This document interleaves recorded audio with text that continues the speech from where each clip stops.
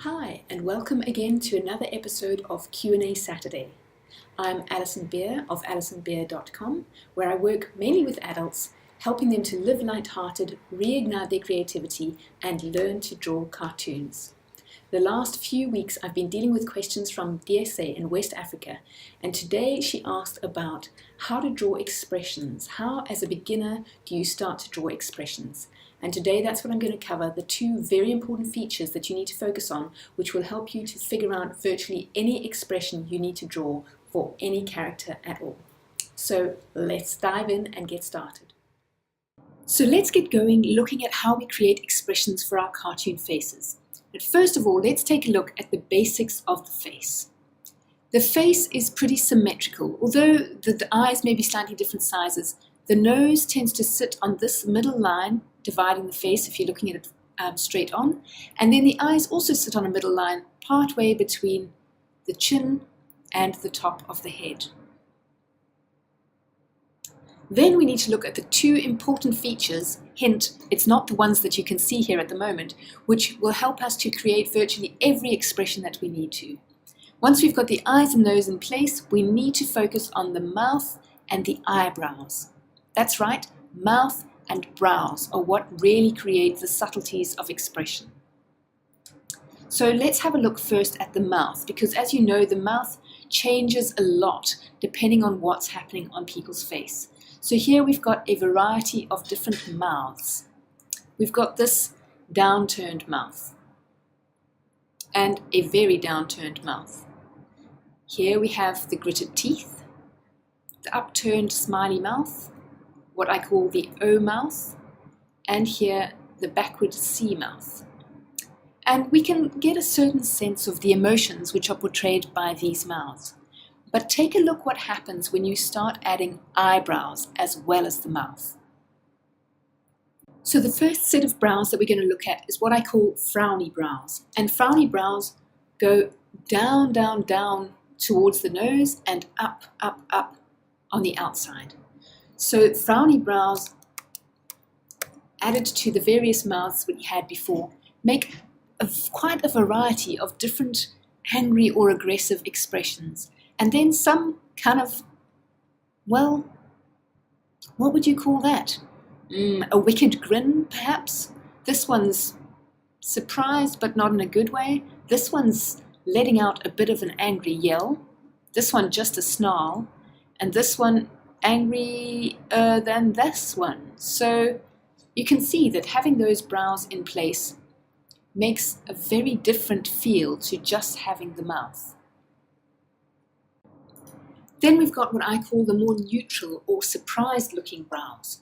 So this is when the brows have the sort of curve we would expect, or they go up in the middle, down on the outside. Up in the middle, down on the outside. So that could be surprise, or it could just be a slight arch to the brow. And here you can see this is a slightly dismayed. This looking sad, but in a slightly surprised way. This one, oops, wondering what's going on here. That's just plain happy, pretty good. A little bit, oops, disbelieving perhaps. And this one, no, what's going on? So you can see a very different feeling than when we change the eyebrows to the frowny brows. Let's just compare having eyebrows up versus having eyebrows down. A very different feeling. And then we have one final position for the brows in general, and this is what I call sad brows. So as you can see, these are the ones that they're almost exactly the opposite of the frown. Up it goes in the corner here, down at the outside corner, but it's not the same as the arched brows of surprise. And having brows like this makes a person's face seem more melancholic. It's a bit sad, a bit like Elsa from Frozen. She's got eyebrows which kind of tend to do this. They concave in the middle like that. So that's another way of doing it, but you can keep it simple and just have one line like that. And as you can see, once again, that gives a sadder rather than a surprised or angry look to the face. Here's a quick summary to help you remember what we've covered today. First of all, the symmetry of the face. The nose divides the face in half, one left from right, and the eyes sit on the midline between the top of the head and the chin. When it comes to creating expressions, the mouth and the brows are the most mobile parts of the face, and using those two in combination, you can come up with a wide variety of subtle expressions. Starting with the mouth, we have all these various possible mouths. Of course, there are lots more, but these ones will give you some good expressions to start with.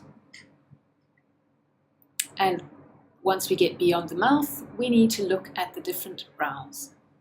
So here we go with the frowny brows. These are the aggressive, really angry brows that you can end up using with different combinations of mouths.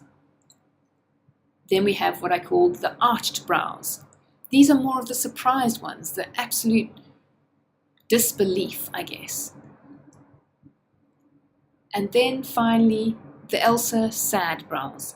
A bit of a straight line, curved down towards the outside, and sometimes with a bit of a soft curve in the middle as well, downwards. The essay, that was my answer to your final frustration about drawing expressions, and I hope that it helps. Next week, tune in again because I'm moving on to questions from Ganesh, who I believe is in India, and he's asked a whole load of questions about cartoon faces and creating the exaggerated expressions that you need to make your cartoons come to life. Of course, now it's your turn. Take out your pencil, grab your piece of paper, and get drawing. If you have frustrations or questions, be sure to drop me a line. Of course, if you'd like to stay in touch and hear some of the tips that I only share on email, head on over to my website, www.alisonbeer.com, and sign up on the homepage for email updates. You'll find a whole load of goodies waiting for you there, and I'd love to hear from you too. Did you like this video? If you did, please subscribe to my YouTube channel, share it of course with all of your friends, and don't forget to let me know what else you are struggling with. Thank you so much for watching. Keep drawing, keep practicing, because you know how it goes. Some days are good, some days are better, and every day that you practice, you improve. Thanks so much for watching. I'll see you next time on Q&A Saturday.